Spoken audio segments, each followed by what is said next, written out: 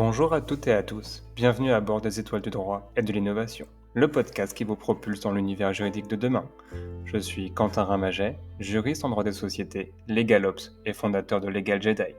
J'accompagne les directions juridiques et les cabinets d'avocats dans leurs projets de transformation. Je les aide à trouver l'équilibre dans la force, entre l'humain et la technologie. Je les aide à ne pas tomber du côté obscur du fameux « on a toujours fait comme ça ». Mais assez parlé de moi.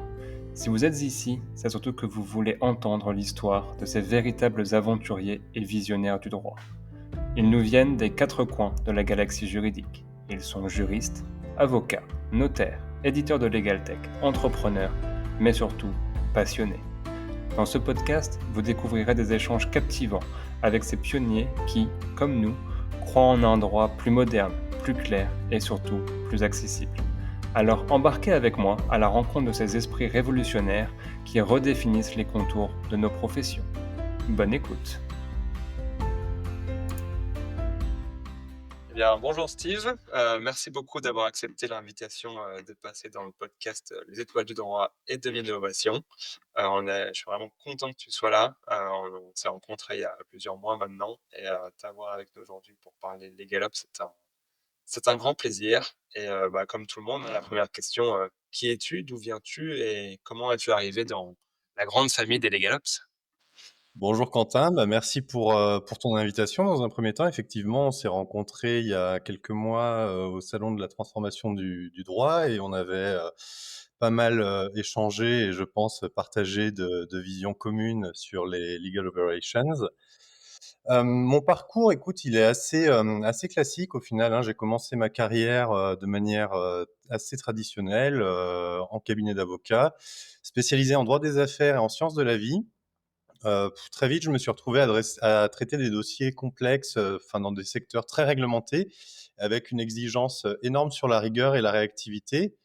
Mais ce qui m'a toujours fasciné, au-delà de la technique juridique, c'est le fonctionnement de l'organisation et surtout la manière dont les juristes interagissent avec les autres équipes, le lien entre le droit en fait et les enjeux business. Et c'est pour ça que j'ai quitté les cabinets d'avocats pour rejoindre le monde de l'entreprise. J'ai occupé plusieurs postes de direction juridique et compliance. Et là, j'ai compris une chose, c'est qu'il y avait un vrai problème. Et ce problème, c'est pas qu'on manque de compétences juridiques, on en a clairement. C'est qu'on manque souvent de méthodes, de structures et surtout de leviers concrets pour piloter la fonction juridique comme une vraie fonction stratégique. Et c'est de ce constat-là qu'est né Pils, donc le cabinet que je dirige et qui est entièrement dédié au LegalOps. Je voulais en fait sortir un peu tu sais, du discours théorique et proposer une approche un peu plus concrète, mesurable et surtout activable immédiatement, même avec des petites équipes. Donc aujourd'hui, j'accompagne des directions juridiques de toute taille, de la start-up à la multinationale, en France, en Suisse, dans les pays du Golfe et dans plusieurs pays d'Afrique francophone. Pardon. Super. C'est vrai que ça ça me parle bien ton expérience en cabinet d'avocat, parce que pareil, moi, j'étais en droit des affaires, corporate, et petit à petit, j'étais de moins en moins intéressé par les dossiers, techniques, Mhm. mais plus par la gestion de projet et comment être efficace sur ces dossiers-là. Voilà, comment rapidement onboarder les clients pour passer sur le dossier, comment gérer le projet, comment gérer le closing de la façon la plus efficace et optimale, pour le business du cabinet, en fait. Si on a un dossier au forfait, comment optimiser nos coûts aussi. Mhm. Et c'est vrai que petit à petit, on me refilait les dossiers en me disant, non pas: «Quentin, c'est passionnant, c'est technique, mais Quentin, il y a beaucoup de gestion de projet sur ce dossier-là, ça va te plaire». Donc effectivement, ça rejoint tout à fait, ton expérience et au final, on a à peu près le même parcours parce que, après j'ai quitté finalement les avocats pour l'entreprise, et même si je suis toujours, les LegalOps aussi, en parallèle. Donc c'est de parcours assez similaires. Heu, C'est pour vrai que moi, parler c'est ce qui m'a vraiment fait passer du cabinet d'avocat à l'entreprise. J'avais une très grosse frustration en cabinet d'avocat, en fait, c'est d'être interrogé ponctuellement sur des points très particuliers d'un dossier, mais sans avoir la vision globale du dossier et sans avoir la vision business du dossier derrière. Et c'est pour ça que j'ai voulu aller en entreprise, parce que pour moi, c'était déjà la transition du cabinet d'avocat à la direction juridique. C'était mettre un pied dans l'opérationnel beaucoup plus qu'on ne l'a en cabinet d'avocat. Et alors, quand je suis arrivé en direction juridique, en plus des postes en tant que directeur juridique, mon premier poste, c'était dans une grande start-up très connue, Doctolib. J'étais le seul, certes directeur juridique, mais seul dans l'équipe. Je peux te dire qu'il a fallu mettre en place des choses, pardon, pour pouvoir structurer une entreprise qui à l'époque comptait déjà presque 400 employés. Donc, Ouais, du concret. Bah, c'est sûr que d'être interrogé sur des points précis, c'est un problème aussi en cabinet d'avocat. C'est que finalement, tout cabinet devrait adopter des méthodes plus agiles et où chaque personne est impliquée du début à la fin. On le ouais. voit souvent, on refile aux stagiaires un peu la paperasse et les recherches uniquement, mais on l'invite pas sur les calls clients, sur les points stratégiques. Le partenaire, il fait que de la revue, quand ça devient technique, mais il voit pas le reste. Alors finalement, c'est l'équipe entière qui devrait suivre de A à Z, parce qu'un client, c'est pas juste un dossier technique, c'est un tout. Je Complètement. vois encore le nombre d'avocats qui traitent leur dossier sans savoir qui est le client derrière. C'est-à-dire le Ah, client, c'est mais l'entreprise, la stratégie, et que quand tu demandes des docs, on te sert des docs, mais en fait, qui sont sans âme, en fait. C'est répondre à une demande ponctuelle, mais sans chercher plus loin. C'est qu'il y a un gap assez, assez important. moi, tu sais, dès que j'avais l'occasion, je demandais, si possible, déjà à me rendre chez le client et à pouvoir. J'aimais beaucoup quand il y avait des sites de production, notamment. Vu que j'intervenais dans le secteur du dispositif médical, souvent, c'était des groupes.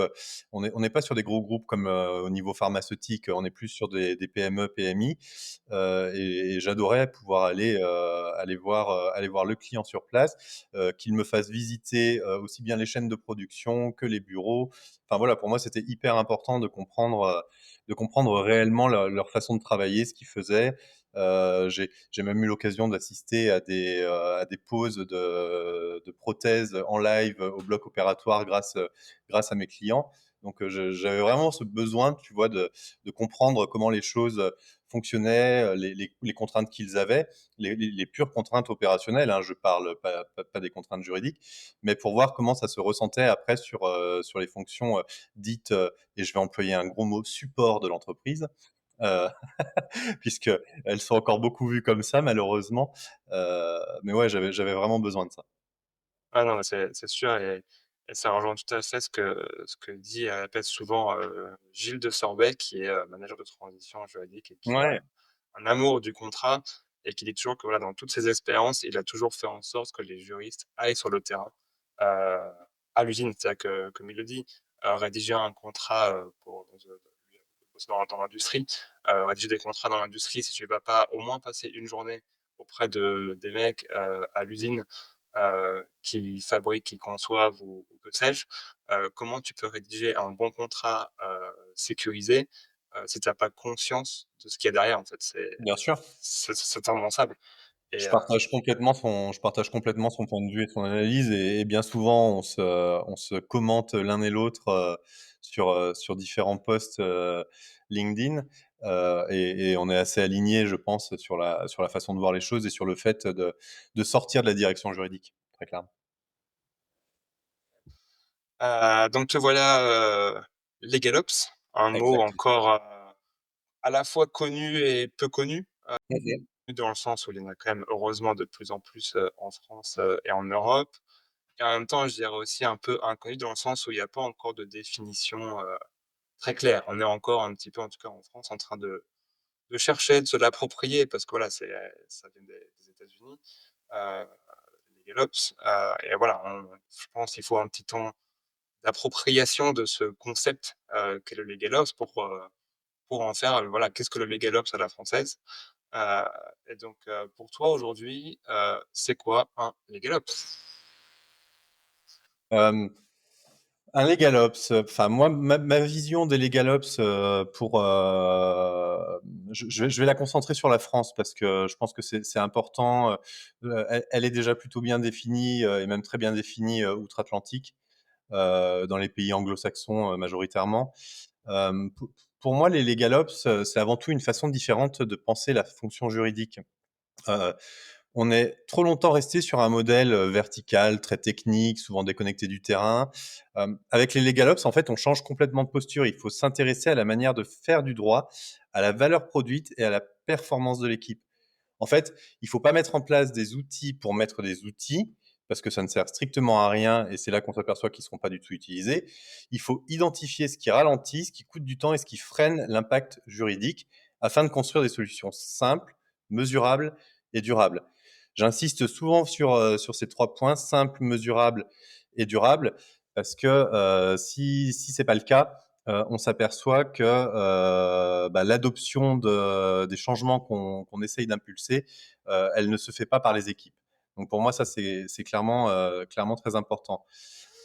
Pour résumer, en fait, j'ai tendance à dire souvent que les LegalOps, c'est un peu un cocktail de bon sens, d'organisation et de stratégie. On va parler de workflow, d'indicateurs, de process, de change management ou même de formation interne.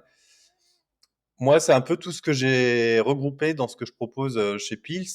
Je parle de méthode, une méthode d'accompagnement que j'ai nommée LegalOps Department.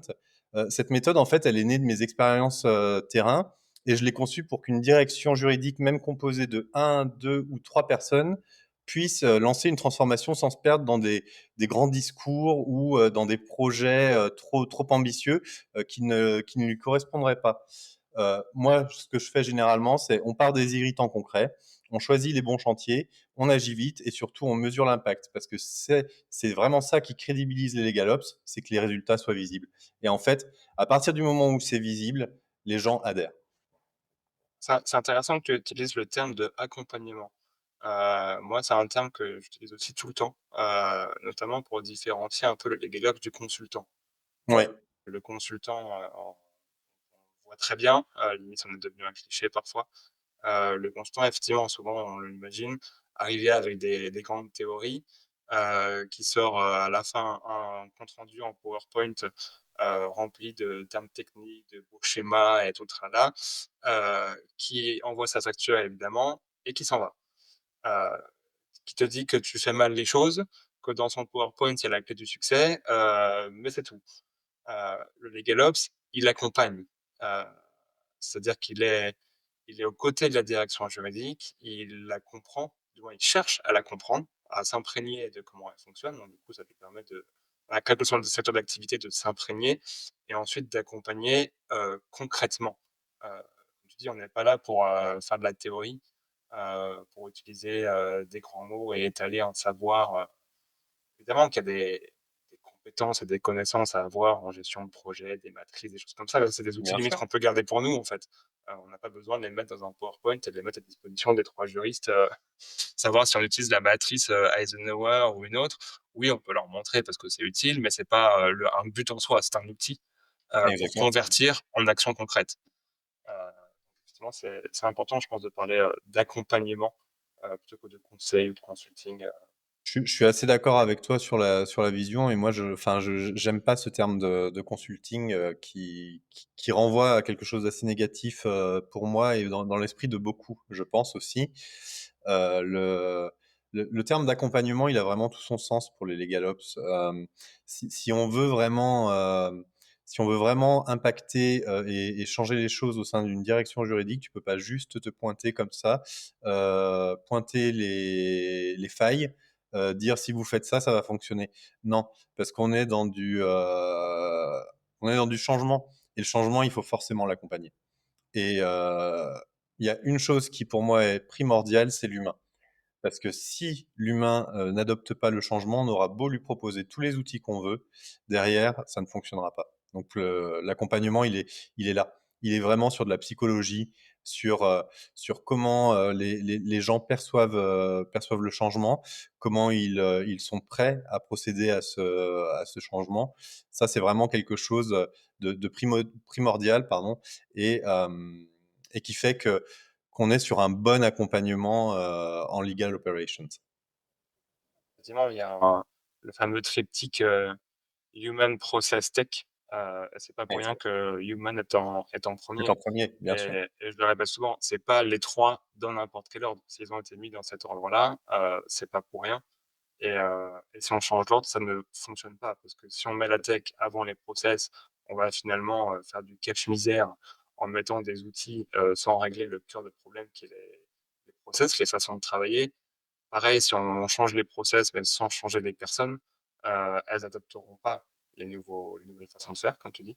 Donc vraiment la conduite du changement en commençant par l'humain, heu, en mettant un état d'esprit des GitOps parce que, je sais pas toi, mais en tout cas, moi je considère que c'est davantage un état d'esprit qu'un poste, à part entière et même si on intervient comme les GitOps dans des directions juridiques, le jour où on a fini, on n'a qu'une envie, c'est que notre état d'esprit, on ait réussi à le communiquer, aux directeurs juridiques et aux juristes dans lesquels, avec lesquels on travaille, pour qu'ils puissent continuer à diffuser et à utiliser cet état d'esprit de LegalOps au quotidien, sans notre aide, si on a si on a réussi notre mission. Mais justement, l'humain est en premier et ne surtout pas, mélanger l'ordre de ces 3 piliers, Je suis complètement d'accord avec toi sur ça, c'est indispensable et en plus, c'est pour ça que je parle de psychologie, hein, parce que n'oublions pas que quand on a tous des psychologies différentes, qui sont induites par des schémas qu'on a connus et qu'on répète, parce que, j'aime bien cette phrase: «Mais on a toujours fait comme ça, pourquoi on ferait différemment?» Heu c'est assez rigolo qu'on parle de ça parce que cette semaine, tous mes posts de la semaine étaient consacrés aux différents biais qui peuvent, exister et qui peuvent avoir un impact sur le déploiement des LegalOps et en fait, tu vois, quand je te parle d'accompagnement, l'idée, c'est vraiment d'accompagner l'humain et de faire péter les biais qu'ils peuvent avoir sur la perception des legal operations qui peut être un peu vu comme, quelque chose de superficiel et qui n'apportera pas forcément grand-chose. Et il y a tout un travail préalable, moi, que je conduis avec les équipes que j'accompagne sur ça. effectivement, c'est surtout que les professionnels du droit sont relativement résistants au changement. Ils ont des biais qui sont peut-être un tout petit peu plus prononcés, que dans d'autres fonctions. Effectivement, s'il n'y a pas un travail vraiment en amont, sur ces biais, sur les personnes, qui ont, voilà, comme tu dis, une psychologie, qui est la leur, qui est différente pour chacun au sein de chaque équipe, tout le reste du projet, sera un échec ou une semi-réussite uniquement, si les choses sont pas faites. Ah mais moi je vois clairement la différence, parce que l'aspect, psychologique, je l'ai pas intégré tout de suite, hein, quand j'ai commencé à faire des LegalOps. J'y suis venu en fait parce que ma femme est particulièrement portée sur le développement personnel et c'est en échangeant avec elle alors sur des situations complètement différentes, d'un accompagnement d'une direction juridique, hein, mais sur le changement, de mindset, des personnes principalement, que je me suis intéressé à ces différents biais et que je me suis dit: «Oui, c'est sur ça qu'il faut travailler en fait». Il faut travailler sur l'humain en premier et après on accompagnera le changement, avec les outils. Mais par contre, human first. Derrière chaque grand homme, il y a toujours une grande femme. Je n'arrête pas de le dire, je n'arrête pas de le dire. Une question que je me pose et qu'on s'est posé avec, le conseil des Jedi et de Legal Jedi la semaine dernière. Mmh. Si on voit que les Legal Ops se répandent petit à petit, en France, bon, on est encore loin que ce soit vraiment une tendance nationale, Mmh. mais ma question c'est: le Legal Ops, est-ce que c'est, du bullshit? Est-ce que c'est juste, un mot, une mode qu'on a rapporté des US, mais ça n'a rien à faire chez nous? Est-ce qu'au contraire, c'est un luxe? Parce qu'on le voit, hein, là où on a vraiment les galops, c'est principalement dans les grands groupes, qui eux ont les moyens, de mettre en place un Legalops, voire une équipe, de Legalops, hein. Dans plusieurs boîtes du CAC 40, il commence à y avoir des petites équipes de Legalops. Mais c'est quand même pas à la portée de tout le monde. C'est encore vu un peu comme un ouais, j'ai un budget pour ma legal tech, mais en plus, un LegalOps, non, c'est le petit luxe en plus. Ou est-ce que c'est, vraiment une nécessité? C'est-à-dire que c'est vraiment quelque chose qui est essentiel à toutes les directions juridiques, quelle que soit leur taille, pour pouvoir, s'adapter, se transformer? Je vais te faire une réponse, nuancée, bien évidemment. Pourquoi elle est nuancée? Parce que ça dépend du regard qu'on porte sur la direction juridique. Si tu considères que son rôle, c'est juste de faire du support juridique réactif, alors oui, les LegalOps, ça peut paraître comme un luxe. Mais si on pense que le juridique, ça doit être un acteur stratégique, un partenaire de la performance de l'entreprise, alors là, c'est plus une option, c'est une nécessité absolue. Heu, Je trouve que ce qui est parfois mal compris, c'est que le LegalOps, c'est différent de outils ou digitalisation. Tu parlais de LegalTech. Pour moi, c'est 2 choses différentes. C'est d'abord une méthode de pilotage, de priorisation, d'efficacité organisationnelle, et ça, toutes les directions juridiques, elles en ont besoin. Même celles qui n'ont pas encore mis, de nom dessus, qui n'ont pas identifié qu'elles en avaient besoin. Moi, ce que j'ai vu avec les accompagnements, que je fais, c'est que des petites équipes, elles ont pu faire des bons de productivité énormes juste en mettant un peu d'ordre ou un peu de clarté ou un peu de pilotage dans leur pratique. Donc, pour moi, c'est pas un luxe, c'est plutôt une assurance vie. J'aime bien le comparer à une assurance vie dans un contexte où les juristes ils sont toujours plus sollicités, mais par contre qui sont rarement plus nombreux. On a tendance à réduire les dépenses dans les directions juridiques. Enfin, on demande de réduire les dépenses. La première dépense, c'est la dépense humaine, bien évidemment, ne pas recruter enfin ne pas recruter un nouveau juriste ou ne pas remplacer un juriste qui s'en va. Non, moi je le vois pas comme un luxe, je le vois pas comme du bullshit. Je le vois comme une nécessité, mais je le vois même comme une nécessité avant même le choix de l'outil digital qui va venir aider la direction juridique. Moi, c'est intéressant et je pense qu'il y a encore un bon travail d'acculturation à faire sur ça en France. Et que, en tout cas, moi, souvent, dans les prospects que j'ai, c'est souvent pour mettre en place une legal tech. C'est-à-dire que le legal ops est encore trop souvent réduit, comme tu le dis, à ce rôle de tech. Mmh. C'est OK, nous, juristes, on n'a pas la compétence technique, IT, on n'est pas très à Ouais, l'aise avec les outils. Aidez-nous. Alors, soit il y en a qui l'ont carrément déjà choisi et qui veulent juste de l'aide pour le déployer. En général, moi, je dis pause, on va revenir un peu en arrière pour s'assurer que vous avez bien choisi le bon, quelle méthode vous allez utiliser, etc. Euh, mais limite, comme tu dis, pour moi, c'est déjà un peu tout. S'il n'y a pas eu le travail en amont, c'est trop tard. Et je pense qu'il y a tout un travail à faire sur le Legal Ops, ce n'est pas que de la tech. Et mais comme tu dis, il clairement. y a des directions juridiques qui ont fait des bons de productivité très importants sans forcément mettre de LegalTech en place. Une LegalTech, ça représente quand même un coût non négligeable, même s'il y a peu d'utilisateurs, même si c'est un outil assez simple, Bien c'est sûr. un coût.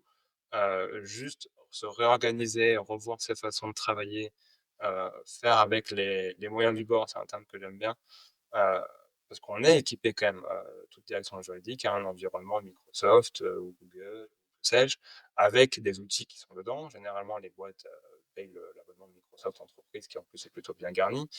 Euh, Mmh. et juste de repenser ces façons de faire, d'utiliser tous les outils qu'on a à disposition, permet de radicalement changer une direction juridique, euh, Complètement. sans forcément y mettre un outil supplémentaire, euh, qui peut d'ailleurs complexifier davantage parfois que solutionner.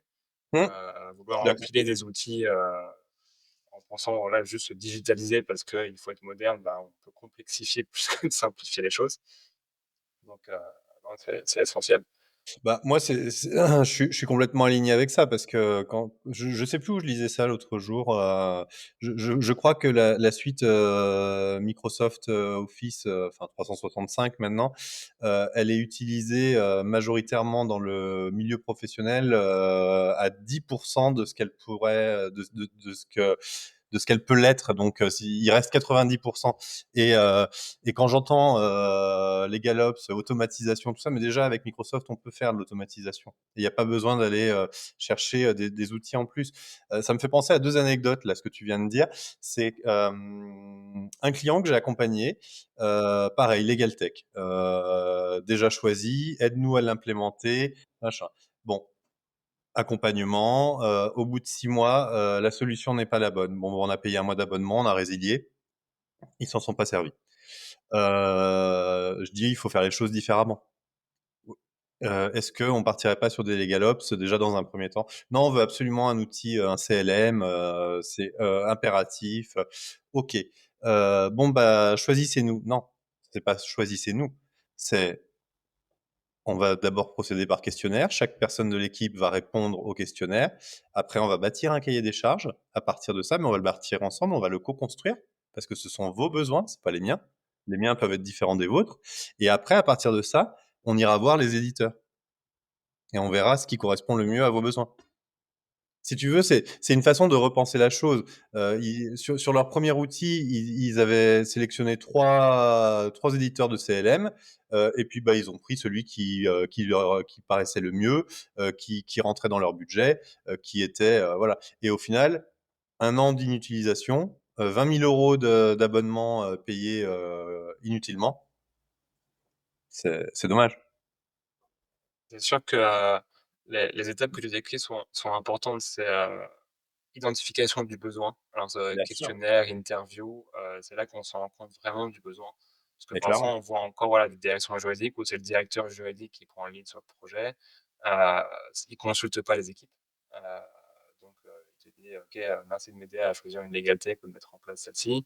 Par exemple, là, en CLM, comme tu dis. Mais quel est vraiment le ressentiment des équipes, de ceux qui Mmh, vont l'utiliser au quotidien? Parce que soyons bien honnêtes, sûr. c'est pas le directeur juridique qui va utiliser le Non, CLM, le plus, c'est les juristes, c'est, ensuite les commerciaux, les opérationnels s'ils ont accès, contrat par exemple. S'ils sont pas interrogés sur leurs besoins, sur, l'objet la vision qu'ils se font eux d'un CLM et comment ils imaginent les choses, tu as 9 chances sur 10 de passer à côté. Cadrage du besoin, cahier des charges co-construit où là, effectivement, on va mettre en place du must have et nice to have, quelles sont les fonctionnalités vraiment impératives parce que sans exactement, ça, bah, ça répond pas à mon besoin clairement. Ça, ok, c'est du plus, mais je peux m'en passer. Et après, c'est aussi des discussions à avoir avec les éditeurs de est-ce qu'ils font du dev personnalisé, est-ce que c'est sur leur roadmap court ou moyen terme. Enfin, c'est tout un cheminement pour ensuite aller jusqu'à l'appel d'offres et les démos, la mise en place, ben, sans ce temps consacré en amont. Et moi, ce qui me fait souvent rire, c'est que ce soit sur LinkedIn, dans des groupes WhatsApp, des juristes qui demandent conseil sur quel quel CLM ou CLM quel outil choisir? choisir. Alors, je peux comprendre, c'est un réflexe tout à fait naturel hein, Bien de sûr, demander recommandation. Mais au final, je pense que la portée, elle est extrêmement limitée. Parce que comme tu dis, mes besoins ne sont pas les tiens. Les exactement, besoins d'une DJ ne sont pas du tout les besoins d'une autre DJ. Et quand bien même ce sera le même secteur d'activité, etc., chaque DJ a ses spécificités. Il y a je ne sais combien d'éditeurs de CLM ou d'autres legal tech sur le marché. bien Euh, sûr. oui, avoir des recommandations, je veux dire, c'est presque plus sur le feeling avec les équipes de l'éditeur, où pour le coup, les Oui, recommandations peuvent s'avérer utiles sur le niveau d'accompagnement, mmh, sur la satisfaction du service client ou du bien sûr. SAV, que sur l'intérêt de l'outil pour répondre à un besoin. À chaque fois, en jeu. Chose hyper importante, hein, on le choisit pas juste parce que l'interface elle est superbe et elle est jolie, hein. Parce que alors ça je l'ai vu aussi, alors que ça participe in fine à la décision d'achat, entre 2 solutions qui correspondent aux besoins qui ont été définis, j'ai pas de débat. Mais par contre, «Ah non, mais moi je veux celle-ci parce que je veux celui-ci pardon, parce que l'interface elle est beaucoup plus sexy». OK, mais moi j'ai vu tellement de solutions avec des interfaces sexy et qui derrière, une fois que tu ouvres le moteur, tu es déçu. Donc non, on choisit pas comme ça, quoi. Succomber à l'effet waouh. Euh, Exactement. Après, Et et c'est sûr et que ça, c'est un biais. Ça, c'est un ça biais t'entend. aussi, tu vois? Ouais. Le biais le biais de succomber effectivement à ce qui est beau. Alors moi, je me souviens quand j'étais en cabinet d'avocat, j'avais mis en place un outil d'automatisation de documents. Mmh mh. Euh, Et clairement, dans notre recherche de solutions, on avait notre cahier des charges et on avait des solutions qui étaient effectivement plus user-friendly et plus sympathiques visuellement. Et il y en avait une autre, clairement pas sexy. Euh, C'était une solution allemande, un peu comme leur voiture, tu vois. Il n'y a pas de, il y a pas d'option. C'est- mais c'était une bonne voiture. Là, c'était un bon outil d'automatisation. Ça répondait clairement aux besoins. Il y avait une vraie logique juridique dans la façon d'automatiser les documents. Bien sûr, Donc oui, il fallait oublier le côté esthétique et se dire, OK, mais au quotidien, ça, je vais vraiment m'en servir et ça va m'être utile. Alors que l'autre, OK, il est un peu plus esthétique et un peu plus sympa à l'utilisation, mais au final, il répondra moins bien à mon besoin. Donc il faut prendre sur soi et dépasser l'effet waouh pour se dire voilà, qu'est-ce qui va vraiment me servir à faire mon job et pas juste à mater mon écran avec les yeux qui brillent. Mais on est tous enclins à se laisser, un peu berner, par ça. Enfin, ça me rappelle une anecdote personnelle. À chaque fois que je change de voiture et j'en change régulièrement parce que j'aime bien les voitures, ma femme, quand elle vient avec moi dans la concession automobile, c'est le garde-fou parce que moi, l'effet waouh sur les voitures, moi, je prends toutes les options et à la fin, tu te retrouves, avec un véhicule où tu as, 30 000 € d'options en plus que le prix et au final, la seule fois où je l'ai fait, et où elle n'était pas venue avec moi, au bout d'un an, je me suis rendu compte que sur toute la liste d'options que j'avais prises, j'en avais quasiment utilisé aucune. Donc, Ah, je suis un peu comme toi. ouais, je me laisse facilement avoir. Oh, tu vois, on a toujours une femme derrière un grand homme, comme on dit. C'est ça. Heureusement qu'elle est là pour me canaliser sur l'aspect voiture. Qui a eu l'occasion et qui voyage, pas mal dans tes missions, Mhm. est-ce que tu aurais un petit comparatif ou quelle est un peu ta vision, du LegalOps, entre la France et ce que tu peux voir à l'étranger? Oui, clairement. Moi, j'accompagne les entreprises, bah, en France, bien évidemment, la Suisse, les Émirats arabes unis et un peu plus récemment, l'Afrique francophone. Donc, je peux te faire un petit débrief. La France, comment dire? Bah, je pense qu'on est encore un peu quand même dans une phase de découverte, hein. Tu as beaucoup de directions juridiques qui sentent qu'il y a quelque chose qui doit changer. Heu, il y a une pression assez forte, tu as plus de sujets, plus de conformité, moins de budget. Mais souvent peu de moyens pour structurer, une démarche LegalOps en interne. Quand tu discutes avec les directeurs juridiques, le réflexe, c'est souvent: «On verra plus tard». Le problème, c'est que le plus tard, bah, ça devient vite, un goulot d'étranglement. Et ce que j'observe, c'est qu'il manque souvent une méthode claire, accessible, voire rassurante. Hem et c'est un peu comme ça qu'est née, la méthode que je propose, hein. C'était vraiment avoir une méthode qu'on peut déployer étape par étape, sans forcément tout bouleverser, au sein de la direction juridique, ni au sein de l'équilibre de l'équipe, parce que ça, c'est très important, on revient à l'humain, mais avec un impact immédiat sur le quotidien. En Suisse, on est sur un tout autre niveau de maturité parce que les directions juridiques, elles sont souvent proches du top management, et elles sont plus facilement intégrées dans les process de décision. Tu as une vraie culture du pilotage, en fait, des indicateurs, de la compliance proactive. Enfin, c'est vraiment un environnement, où, les LegalOps, elles trouvent, tout naturellement leur place, vraiment. Aux Émirats arabes unis, c'est une énergie, mais qui est complètement différente. Il y a un appétit pour la rapidité, l'efficacité, l'automatisation. En fait, les entreprises, elles ont de l'argent et elles sont prêtes à investir et à tester des méthodes, nouvelles. Pour eux, ce qui compte, c'est le retour sur investissement, hein, très clairement. Faut que ça rapporte, quoi. Les directions juridiques, elles sont souvent jeunes, elles sont dans une dynamique de construction, et elles sont très ouvertes à des démarches comme les LegalOps, parce qu'elle veut aller vite, et bien. En Afrique, j'ai été confronté à 2 choses. Donc, parce que faut quand même pas oublier que l'Afrique, c'est plus une phase, les Galops, c'est plus une phase, émergente. Le besoin, il est clairement là, hein.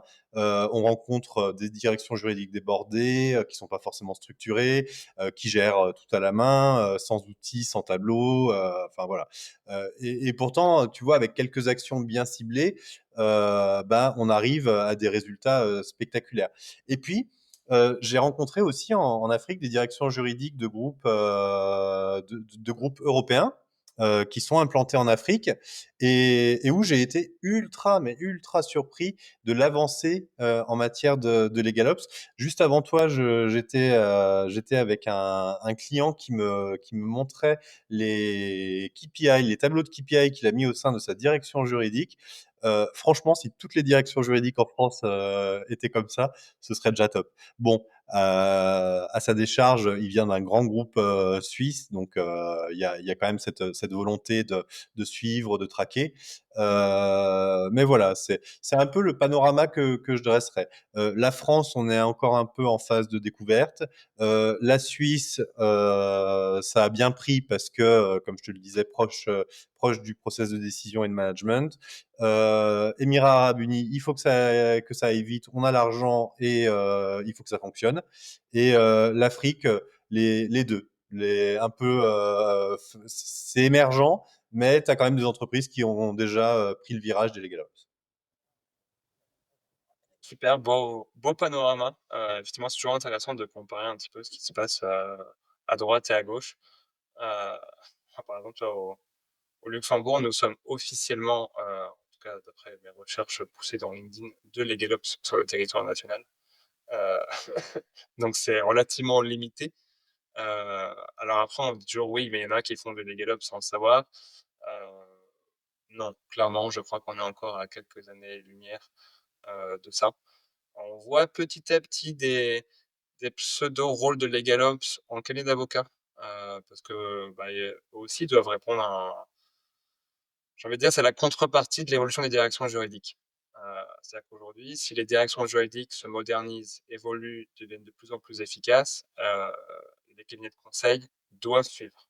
Heu, il y a hier ou avant-hier, je ne sais plus, il y avait un post de, Catherine Bamford, qui est la fondatrice de BAM Legal. Elle fait du conseil en automatisation de documents. Et son post est très intéressant. Elle disait, heu, la question de savoir, en tout cas pour les cabinets d'avocats, pourquoi est-ce qu'il faut passer à l'automatisation de documents? Elle est simple, c'est parce qu'il le faut. Il n'y a pas de raison Oui, il faut particulière. pas tergiverser. Faut pas traverser, il le faut. À l'heure actuelle, c'est une obligation pour les conseils, d'avoir recours à l'automatisation. Pour moi, j'imagine plus un cabinet d'avocats qui envoie encore, des templates faits à la main, qui, n'utilise pas des outils de communication, avec lesquels tu peux, bah, travailler collaborativement sur les projets de documents, les revoir, les annoter et cetera. Et à mon grand désespoir, ou plutôt espoir, ça dépend comment on voit les choses, à Luxembourg, il y a extrêmement peu de cabinets, qui sont équipés comme ça. C'est encore extrêmement manuel, donc à mon grand regret, parce qu'en tant que juriste d'entreprise, bah, je le subis. Espoir, parce qu'en tant que Legal Ops, fondateur de Legal Jedi, ça peut faire des clients potentiels. C'est vrai qu'il y a encore un gap entre, voilà, les directions juridiques qui, elles, semblent évoluer et se digitaliser, et les cabinets de conseil qui suivent pas. Et je pense que dans d'autres pays, ça suit. Et quand on voit qu'aux États-Unis, le e-billing, heu, c'est vraiment une spécialité du legal ops, et que la gestion des dépenses juridiques, c'est un sujet primordial. Alors en France, il est défendu, par notre cher ami Denis Sorel, évidemment. Mais quand on voit qu'en France, c'en est encore secondaire. On demande à la direction juridique de faire des économies, mais par contre, les frais d'avocat, ça passe encore, limite comme une lettre à la poste. Ouais. Or, si les cabinets ne se modernisent pas un peu aussi pour pouvoir produire plus efficacement des choses qui ne sont pas parfois d'une valeur ajoutée, énorme, heu, va C'est ce falloir, que j'allais te ça fait. dire, c'est que, aujourd'hui, je pense que les cabinets d'avocats, au sein de Pils, on a une offre pour les cabinets d'avocats, qui s'appelle, Legal Ops Firm, pour le coup, qu'on a clairement beaucoup plus de mal à déployer, hein. Je pense qu'il y a encore plus de réticence dans les cabinets d'avocats que dans les directions juridiques, très clairement. Et pourtant, moi, j'ai fait les 2, hein. J'ai fait des grands cabinets, internationaux, implantés en France, mais bon, qui sont sur tout le globe, avec une impulsion, américaine, donc forcément, bah, où, tous ces outils, étaient déployés, et des cabinets français, franco-français, où c'était clairement pas le cas, où, à mon époque, on était contents, à mon époque, c'est pas si vieux que ça, hein, mais on était contents parce qu'on avait, une GED, waouh! Avec un classement automatique des emails dans les dossiers des clients, waouh! On a mis en place une règle à Outlook. Oh! Attention. Non, mais sans vouloir me moquer d'eux, mais en fait, effectivement, les cabinets d'avocats, il y a clairement, je pense qu'ils sont bien plus en retard, que les directions juridiques. On va pas tous les mettre dans le même sac, hein, parce que il y a quelques cabinets quand même qui se démarquent et qui sortent leur épingle, du jeu, d'une très bonne manière, généralement. Mais les avocats avec qui je discute, majoritairement, enfin, ils se sentent même pas concernés par ça, en fait. C'est parce que c'est remettre en cause un business model qui clairement tout un business model, hein. Enfin moi j'ai longtemps prêché et à l'époque où j'étais en cabinet d'avocat, c'est ce que je faisais, l'intervention au forfait et pas l'intervention au temps passé. En termes de visibilité pour le client, qu'il ait pas le sentiment de recevoir une note d'honoraire à la fin du mois et de prendre un coup de massue pour l'accompagnement. Et puis parce que je trouvais que c'était beaucoup plus fair d'agir comme ça.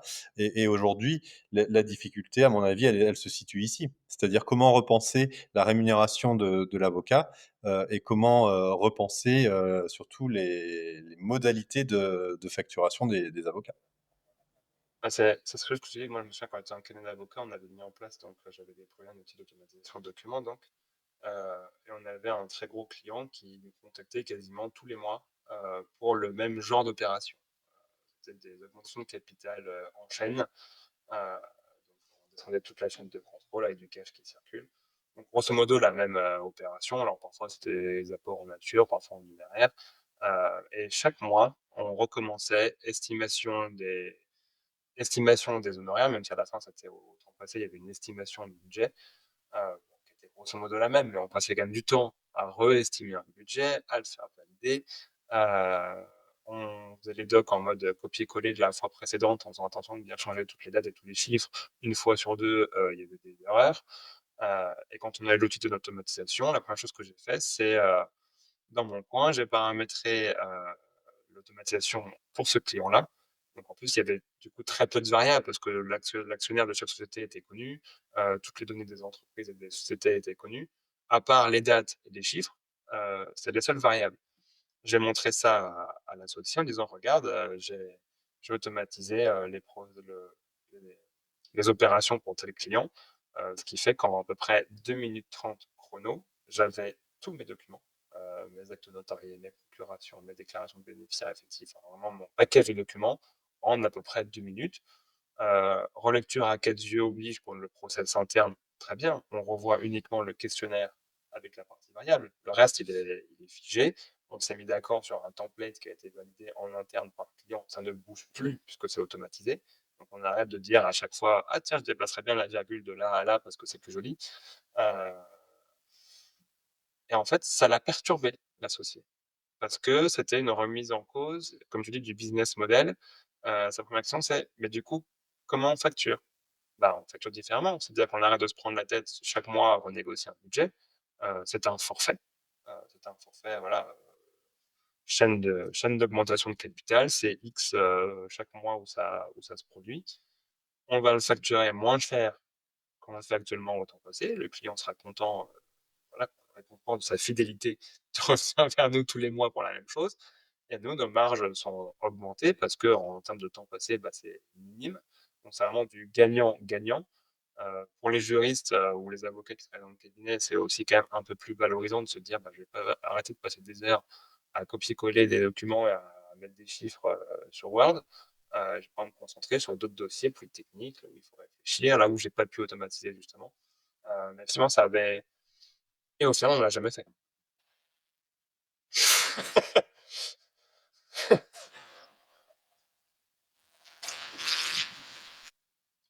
Et pas longtemps après, je suis parti en direction juridique. Est-ce que c'était lié ou pas? Je ne sais pas, mais Il y a un vrai travail avec les cabinets d'avocats, il y a un vrai clairement. travail.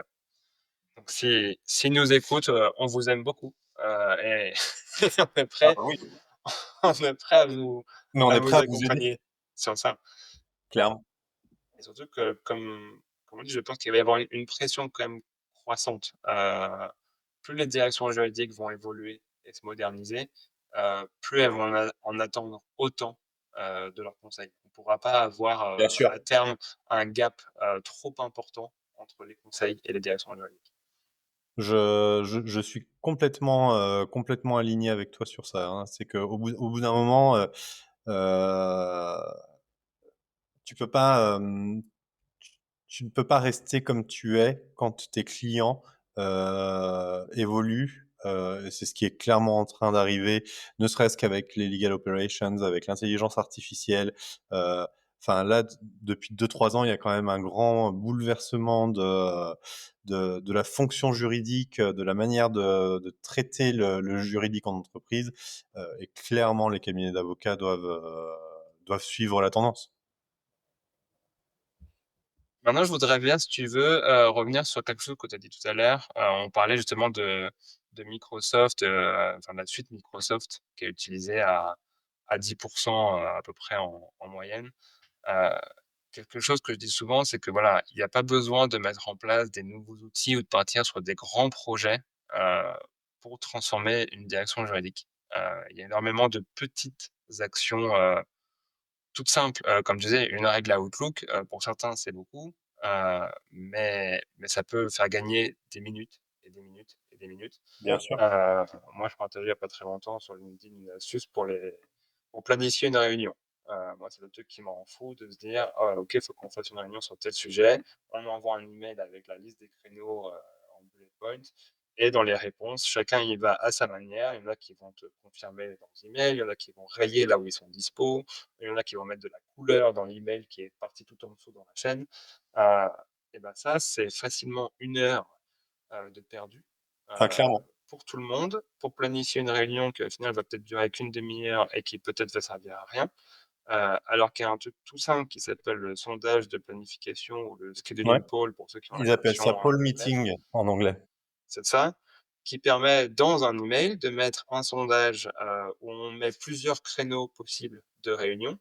Les gens votent les créneaux qui leur convient et si l'un fait l'unanimité, la réunion est planifiée. Ce qui fait un email d'envoyé, une réponse de chaque interlocuteur et tout est planifié. Exactement. Ça paraît rien, Mmh, mais c'est gratuit parce que c'est dans la suite, bien sûr. Microsoft.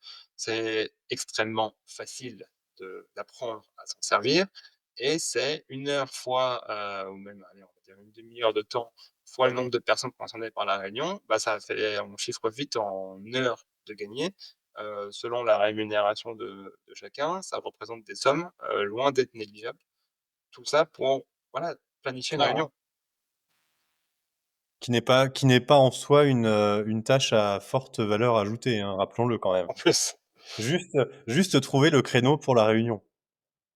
ça et c'est vrai que les suites bureautiques, hein, sont pleines de petits outils, heu et notamment en tant que juriste, moi je sais qu'on aime bien faire valider des choses. Il faut faire valider et avoir des traces.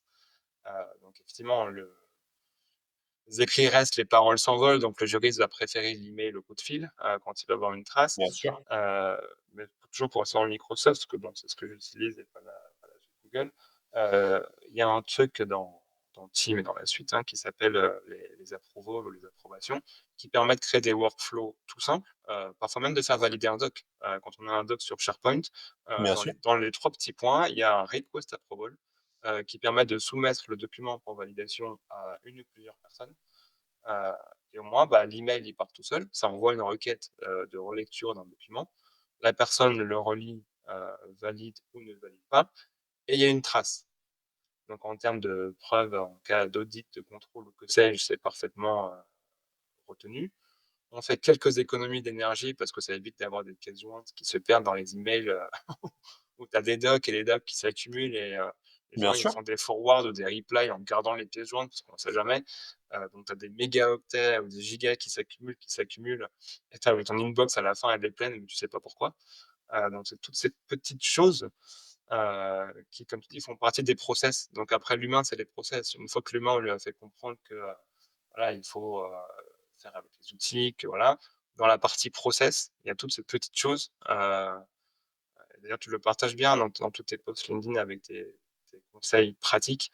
Voilà, souvent tu montres comment les des petites actions, bah, quand Ouais, on multiplie par le nombre de personnes, par le nombre de minutes, par le nombre de mois et d'années et cetera, bah, on arrive à des résultats qui sont pas négligeables, en fait. ouais, mais enfin complètement, hein. Aujourd'hui, je pense que, la direction juridique, a imposé aux autres directions de mettre en place des process alors qu'elle ne se l'est pas imposé à elle-même. Et c'est ce qui me fait souvent sourire quand j'accompagne des clients, c'est que quand on va à la finance, le process d'approbation de la dépense, ça, il est clairement défini. Et puis, il a été revu par le juridique qui a validé, qui s'est inséré dans le workflow de validation s'il y a une partie juridique à revoir, mais qui est allé s'assurer que les grant of authorization sont bien respectés. Et à côté de ça, la direction juridique, elle, sur ses propres process, il n'y en a pas. Mais par contre, elle a demandé aux autres de processer. Elle a demandé à la direction compliance de processer, de mapper, de faire du risk mapping. Et par contre, elle est même pas capable de le faire au sein de sa propre entité. C'est ça qui est bon. Après, comme on dit, c'est les cordonniers les plus mal chaussés. Mais oui, il y a plein de petits outils comme ceux que tu viens de citer qu'on peut utiliser tous les jours. Enfin, aujourd'hui, le conseil que je donne toujours aux directions juridiques qui veulent améliorer les choses, c'est premièrement identifier un irritant. Euh, et vous prenez à la rigueur l'irritant qui irrite le plus de monde dans la direction juridique et on se focus dessus. Et bien souvent, sans créer trop de choses, eh ben, on arrive clairement à réduire considérablement cet irritant. Par contre, euh, mon autre conseil, c'est commencer par un seul sujet, mais traitez-le à fond. Ça sert à rien de partir sur 5 sujets, puis de faire 20% dans chaque sujet. Il vaut mieux faire un sujet, on le traite à fond, on passe à un autre, et ainsi de suite. Ça, je pense que c'est la meilleure des choses. Après, le deuxième conseil que je donne toujours, c'est de créer du pilotage, mais même s'il est basique, même si c'est dans un tableur Excel avec les 10 priorités de l'année, c'est très bien. Ça peut être un indicateur de la charge de travail par juriste, ça peut être un KPI sur les délais de traitement de demande. Euh, rien que ça, en fait, ça change la façon dont on peut percevoir la direction juridique et dont les autres directions dans l'entreprise vont la percevoir. Et enfin, et ça c'est hyper important, et c'est pour ça que chez Pils, on appelle ça une méthode, c'est dotez-vous d'une méthode. Euh, la méthode, c'est ce qui permet de se protéger à tout moment. Euh, Quand il n'y a pas de méthode, il y a de l'épuisement. C'est pour ça que nous, on a vraiment voulu chez Pils créer une méthode. C'est pour donner un cadre, des outils s'il y en a besoin, et surtout un plan d'action. Et puis alors le plan d'action, on reste simple, sans jargon, et puis on évite les promesses inatteignables parce que c'est le meilleur moyen de se dégoûter pour ne pas faire changer les choses, quoi. Oui, effectivement, en fait, ce que tu dis, c'est que la direction juridique, qu'il lui faut un, un mode d'emploi. Euh, qu'elle crée son propre mode d'emploi, ne pas en sortir parce que sinon, effectivement, ça ne fonctionne plus. Mais si c'est pas cadré, si c'est, comme tu dis, pas besoin d'avoir un outil spécifique au pilotage de la direction juridique, un tableur Excel, un Monday, un Notion, Mais voilà, bien sûr. des outils gratuits qui permettent effectivement de piloter, d'avoir des KPIs. euh, et en plus, c'est des outils tout simples, mais qui vont servir concrètement. C'est que chaque année, quand il faut passer devant le CFO pour négocier son budget l'année d'après, Bien sûr. si on n'a pas de mode d'emploi et on n'a pas de pilotage, bah, on va bafouiller. On va dire oui, ben, oui, oui, on a bien bossé cette année. Clairement, on a tous fait des heures sup à n'en plus pouvoir, donc oui, on bosse. Mais alors qu'arriver avec voilà, un petit tableur de pilotage pour montrer d'où on est parti, où on est arrivé, En plus, tu sais quoi, les heures sup, même ça, les tracer, parce que si tu veux, aujourd'hui, on a dans beaucoup d'entreprises en France, les juristes, c'est des cadres au forfait. Donc, si tu veux, les heures sup, elles sont même pas traquées. Allez, à la rigueur, par les badges d'accès et de sortie du bâtiment. Mais ça a pas d'impact, ça a pas d'impact réel. Ne serait-ce que de dire, une journée de travail normale, on considère que c'est 7 ou 8 heures. Et puis, de démontrer que tous les jours, toute l'équipe, il y a au moins 1 ou 2 heures par jour en plus qui est réalisé. Rien que ça, c'est un indicateur. les chiffres, même si on est au forfait et qu'elles ne sont pas vraiment rémunérées, il y a un aspect bien-être aussi. Euh, Exactement. Quand j'ai commencé en Big Four à Luxembourg, j'avais un directeur qui disait de toute façon, si vous n'arrivez pas à faire votre boulot entre 9 heures et 18 heures, c'est que vous bossez mal. Il a raison. C'était violent. Tout le monde ne le comprenait pas comme ça, mais je pense qu'il avait raison que c'était la l'amorce de la méthode, en fait. C'est que Ouais, ça bien sûr. le message derrière, c'était: il faut mettre une méthode pour arriver à ça. C'était pas un objectif, hein, c'était pas une méthode en soi, c'était l'objectif.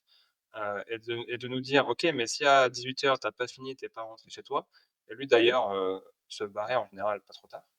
Heu, bon, après il avait des responsabilités, donc il bossait après dessus, mais il faisait en sorte de disparaître de l'open space, à 18:00. Ce qui fait que, bah, ça poussait un peu les gens à rentrer dans ce cadre. Et c'est si tu te mets ça en tête, tu te dis: «OK, comment je vais faire? Comment je vais optimiser mon quotidien pour pouvoir faire la même chose, éventuellement mieux, et plus rapidement?» Et finalement, bah, tu vas le déployer et à la fin, tu y gagnes en bien-être. On revient sur l'humain qui sera, Mais bien c'est sûr. le 1er à considérer, mais ce sera aussi le premier à en bénéficier de cette transformation. C'est, moins de charge mentale, se pouvoir travailler sur des sujets plus intéressants et pas à faible valeur ajoutée, être plus intégré et sentir qu'on a un rôle plus stratégique dans l'entreprise, c'est quand même agréable. Mmh, Enfin, je veux dire, clairement. qui il y a peut-être des juristes qui trouvent du plaisir à rester dans leur coin et à répondre à des questions toute la journée, hein, mais je trouve ça tellement plus agréable et gratifiant de pouvoir échanger avec le management, avec des personnes, voilà, qui ont un rôle clé dans l'entreprise et pouvoir partager de cette stratégie avec eux, c'est tellement plus gratifiant. Donc, voilà, tout ça va permettre de Tu en as quand même, hein, des juristes que tu viens de décrire qui préfèrent rester dans leur coin. Moi, j'ai été confronté à ça, hein, dans des équipes que j'ai accompagnées, hein. C'est-à-dire, une personne qui, pour elle, avoir une valeur un peu plus stratégique, auprès des opérationnels ou du management, c'était clairement pas son objectif. Il voulait rester dans ses tâches, quotidiennes, peu importe qu'elles soient chronophages, ou pas, il cherchait pas de visibilité, il considérait pas que ce qu'il faisait était inintéressant. Ça, je l'ai déjà eu, hein. il faut espérer que ça évolue parce que quand on voit que, voilà, la génération Gen Z, ne veut plus forcément, une super REM, au prix d'heures, monstrueuses, mais plutôt du sens à leur travail, que c'est un impact et cetera. Il faut espérer que les futurs, juristes, qui vont arriver aient cet état d'esprit et qu'on voit de moins en moins effectivement de phénomènes un peu. C'est clair. Je Après suis sûr que complètement d'accord avec toi, là. il y en a toujours qui voudront, voilà, le confort, pas de risque, pas plus, et je comprends très bien. Il y en a pour qui, voilà, le travail, c'est pour avoir, un revenu, pouvoir assumer la famille et ça s'arrête là. Et il y en aura toujours et si c'est un choix assumé, très bien. Mais pouvoir offrir à ceux qui veulent plus, la possibilité d'avoir plus. Moi, je sais que là où je travaille en tant que juriste, on a la chance d'avoir un management, qui est très proche. Encore la semaine dernière, j'étais avec le CEO de la boîte à parler, IA, comment on pouvait automatiser, les procès-verbaux et cetera grâce à l'IA, avec le PDG. Et je suis juste, juriste slash légal dans l'entreprise. Heu, c'est pas beaucoup de boîtes où on peut faire ça, heu, et c'était extrêmement gratifiant, oui, mais surtout, utile, en fait. Utile et valorisant de se dire, c'est vraiment cool de pouvoir être, écouté, entendu, discuter ouvertement, Ouais, sans jugement et dans la bienveillance. c'est ça, exactement. Avant de conclure, hein, parce que le temps passe, quel serait pour toi, un conseil que tu donnerais aux directions juridiques qui hésitent encore à amorcer cette démarche de transformation, si je puis dire? Quel conseil quel conseil tu donnerais pour qu'on se mette un peu le pied à l'étrier pour amorcer cette transformation? Bah, moi, le conseil que je vais donner, il est très simple, c'est allez-y parce que ce sera jamais le bon moment. Non, mais clairement, clairement. Ce sera jamais le bon moment en termes de timing, ce sera jamais le bon moment en termes de finances, ce sera jamais le bon moment dans plein de choses. Donc, au bout d'un moment, c'est, quand est-ce que je décide de faire changer les choses, et à ne plus subir mon quotidien professionnel. Donc, moi, la recommandation, c'est allez-y. Et surtout, j'aimerais qu'on démystifie aussi quelque chose. On a tendance à penser que les GalOps, ça coûte beaucoup d'argent de faire appel à des LegalOps externes. Heu, Nous, chez Pils, on a une méthode, il y a 4 niveaux d'accompagnement dans la méthode, chaque niveau est pensé pour, un type de direction juridique en fonction de leur état d'avancement dans la démarche LegalOps, en fonction de la taille de la direction juridique, heu, mais à côté de ça, il y a plein de fois où je sors de mon offre, clairement établie et définie et où on fait du sur mesure et on arrive très clairement, à s'entendre sur un budget et à mettre en place des choses très rapidement. Moi, ce que je prône, c'est l'efficacité dans la démarche. C'est-à-dire, vous venez me voir, on discute, on audite et je veux qu'au bout d'un mois, vous voyez déjà des résultats. Parce que pour moi, c'est ce qui fera en fait que ça perdurera aussi et qu'éventuellement, ils reviendront me voir pour me dire: «Ah bah, et si on allait plus loin?» Donc le vrai conseil, c'est allez-y parce que ce sera jamais le bon moment. Écoute, un grand merci Steve, Merci Quentin. d'avoir été, avec moi aujourd'hui pour, partager ta vision des LegalOps, des astuces, hyper, concrètes et pratiques. Je te souhaite vraiment bon courage et une bonne, continuation Eh ben, toi avec aussi. Pils, et à titre personnel aussi et puis, au plaisir de te recroiser, au moins au Transfo du droit sans doute. Oui, c'est très certainement et je pense qu'on aura l'occasion de se recroiser dans d'autres événements. C'est vrai, le début d'année a été assez chargé en voyage, à l'étranger, donc j'ai pas pu assister à tous les événements que je voulais en France, mais ce n'est que partie remise. Avec grand plaisir. Merci Quentin. Merci à toi.